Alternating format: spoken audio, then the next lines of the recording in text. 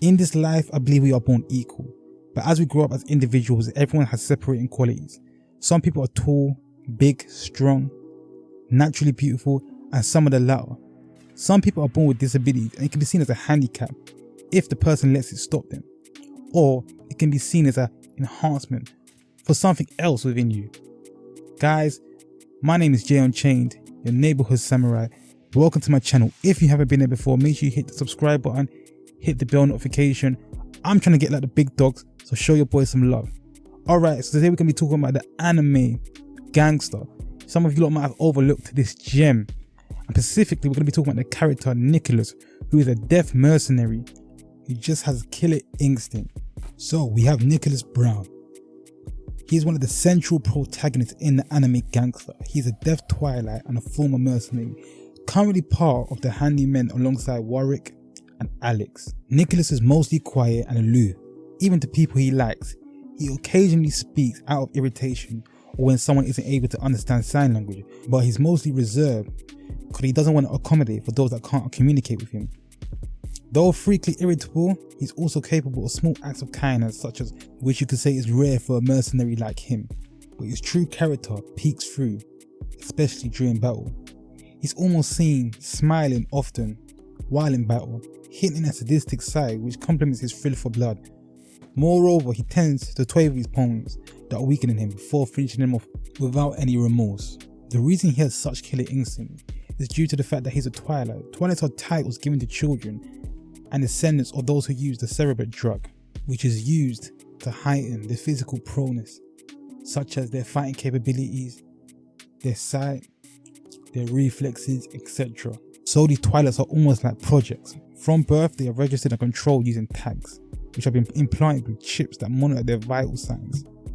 Each tag has a rank, and when a Twilight achieves a certain number of skills, otherwise deemed sufficiently powerful enough to advance, his or her rank will be promoted, and the character Nicolas happens to be a Twilight. There are 3 laws to being a Twilight. The first law: Twilight shall not deliberately harm any human, nor shall they allow a human to come to harm through inaction.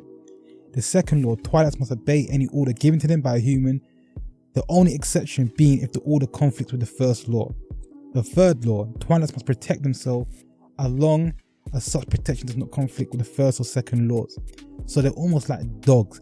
They're seen as not humans, only as objects. And that's why the character Nicolas is so acute in his anime, because the person that he bows down to, I would say, is actually his friend. So he's cut a bit different from the other Twilights. Now let's talk about what makes Nicolas such a beast. Nicolas's fighting abilities manifest at their fullest when he is dosed with a cerebral drug. Under the effects of the drug, he has higher than average speed, reflexes, strength and pain endurance.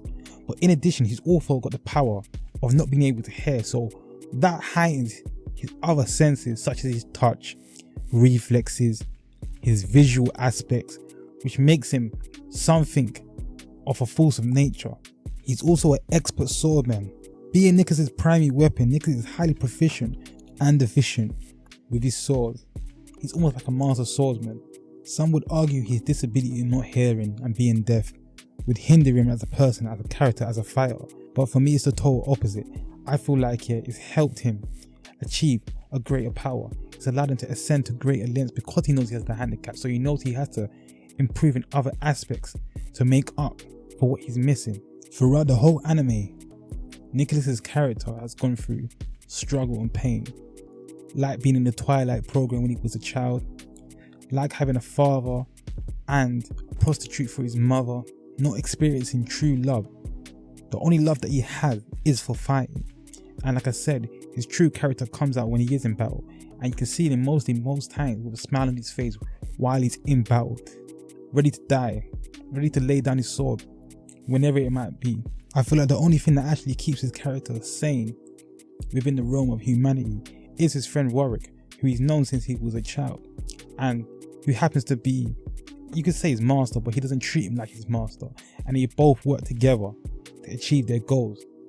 Guys, this is Nicolas Brown, and he's a true beast within the anime community, and he definitely has some Black Air Force energy going on. He doesn't let his disability hold him back. He doesn't let his past hold him back. Instead, he keeps moving forward, trying to progress through life, trying to find his end goal, you know. And I believe, yeah, that's what you call a crazy character. So they didn't know he was a death mercenary. They didn't know he had killer instinct, but God did. Anyways, guys, this is your boy Jay Unchained. I hope you enjoyed this video. Please let me know if you watched this anime before. This anime is called GANGSTA. If you haven't watched it before, make sure you definitely check it out. It's dope. And I'm looking out. Make sure you subscribe, hit that bell notification, and show your boy some love. Peace.